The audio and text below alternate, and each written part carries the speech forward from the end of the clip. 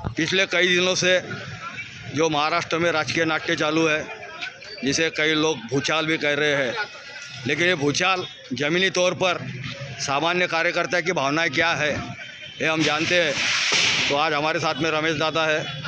रमेश दादा यानी जब से सेना स्थापित हुई तब से वो सेना के साथ में है, तो उनसे जानते हैं। रमेश दादा, जय महाराष्ट्र। मैं पिछले 35 साल से शिवसेना में ही कार्यरत हूँ और हिंदू हृदय सम्राट सर सेनापति स्वर्गीय बाला साहेब ठाकरे, इनकी जो शिकवन है और बाला साहेब के जो विचार है, वो विचारों को लेकर हम सर्व सामान्य जो शिव सैनिक है, हम उन्हीं के विचारों पर और उनका आदर लेकर हम ये महाराष्ट्र में अपना जीवन जग रहे हैं। हम देख रहे हैं कि शिवसेना में जो इंसान बड़े से बड़े पद पे पहुंच नहीं सकता था, ऐसे भी व्यक्तियों को शिवसेना ने एक सामान्य कार्यकर्ता से आज लोक प्रतिनिधि बनाकर आज उनको महाराष्ट्र विधानसभा की पायरी पर पहुंचाया है। ऐसा ही हमारा शिवसेना पक्ष है। और शिवसेना पक्ष, जो लोग बोल रहे हैं कि शिवसेना ख़त्म हो जाएगी, लेकिन उन्होंने ये जान लेना कि ये महाराष्ट्र में शिवसेना जब तक के इतिहास है और जब तक के ये महाराष्ट्र है या देश है, तब तक ये शिवसेना कायम रहेंगी। आप सभी ने देखा कि जिसने भी सेना से दगा किया या बंडखोरी किया, शिवसेना उतनी ही ताकत से ऊपर आई उभरी है। हमारे सम्मानीय राज्य के मुख्यमंत्री उद्धव जी ठाकरे, ये एक सर्वसामान्य व्यक्ति है, साधारण व्यक्ति है और स्वभाव से बहुत ही गुणी है। ऐसे व्यक्ति के साथ में रहकर उनको दगा देकर अपना एक चूल्हा अलग कर लेना और अपने निजी स्वार्थ के लिए पार्टी से और जनता से, जो जनता ने चुनकर दी, लोक प्रतिनिधि बनाई, ऐसे लोगों ने इस बात का विचार करना चाहिए कि अगर शिवसेना में अपना जीवन हम जगते हैं तो शिवसेना आगे इससे भी बड़े बड़े पद दे सकती है। ऐसे शिवसेना को छोड़कर आपने एक अपना गुट बनाकर जो आपने समाज को संदेशा दिया है, वो बहुत ही दुर्भाग्यपूर्ण संदेशा है। मेरा तो ऐसा कहना है कि आज भी हमारे जो बंडखोर विधायक है, जो थोड़ा सा रूट कर चले गए हैं, उन्होंने आज भी ये बात को समझ लेना कि उनको एकमेव पर्याय शिवसेना ही है। क्योंकि इसके पहले भी हमने देखा कि छगनराव भुजबल हो, नारायण राणे जी हो या दस्तूर खुद राज ठाकरे, जो कि उनके चचेरे भाई है, उन्होंने भी सेना छोड़ी थी।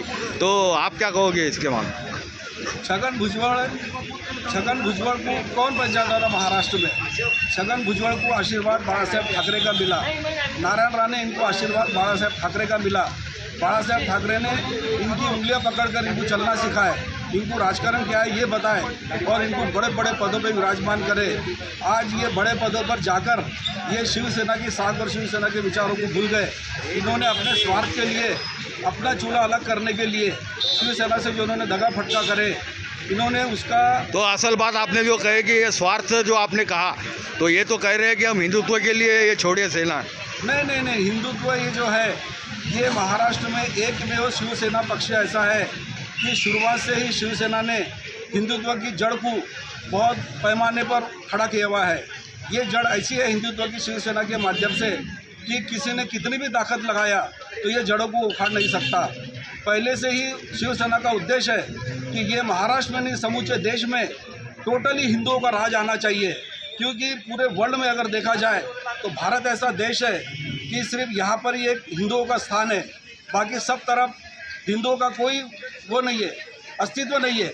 इसलिए बाला साहेब ठाकरे ने जो आज से 50 साल पहले शिवसेना जो स्थापित करे थे, तो उन्होंने जब देखे कि देश में हिंदुत्व जिंदा रहना जरूरी है, देश के हिंदुओं की रक्षा करना जरूरी है, ये सब बातों को देखते हुए बाला साहेब ने शिवसेना का स्थापन करे थे। नहीं तो ये चौथी बार अभी सेना टूट रही है, तो ये अभी चौथी बार आप क्या सोचते हो, ये और उभर के आगे आएंगे या फिर इसको ज़्यादा जद्दोजहद और करना जरूरी? देखिए, मैं आपको एक बात बोलता कि अभी जो मीडिया में आ रहा है, मैं मीडिया में हर वक्त मैं मीडिया के सामने बैठकर मैं घर में मैं सब देख रहा हूँ। ये जितना बोल रहे कि बंडखोर इतने चले गए उतने चले गए, जितना बंडखोरी शिवसेना में हुई, शिवसेना उतनी ही ताकत से ऊपर आई हुई है।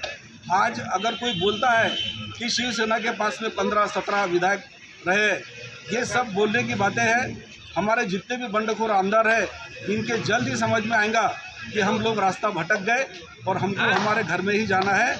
और उनका अगर एकमेव घर ये महाराष्ट्र में है तो वो सिर्फ शिवसेना, यही उनका घर है। आपने देखा कि जो सामान्य सैनिक है उसकी भावना यही है कि जो लोक प्रतिनिधि चुन के दिए थे उन्होंने घर वापसी करना चाहिए, लौट के आना चाहिए।